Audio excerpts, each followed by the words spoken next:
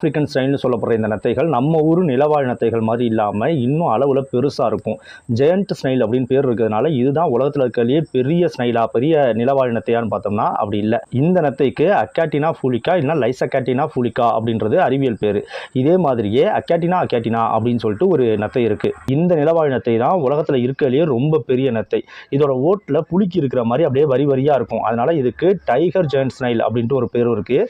இது நன்கு வளர்ச்சி அடையும் போது கிட்டத்தட்ட 1 கிலோ அளவுக்கு கூட பெருசாக வளரக்கூடியது. ஆனால் இந்த பெரிய நத்தை நம்ம இந்தியாவில் கிடையாது. நம்ம இந்தியாவில் இருக்கக்கூடியது அதே ஆப்பிரிக்காவை தாயமாக கொண்ட இந்த அக்காட்டினா ஃபூலிகா அப்படின்ற அந்த நத்தை இனம் தான். இதால தான் இப்போ நமக்கு மிகப்பெரிய பிரச்சனை வந்திருக்கு.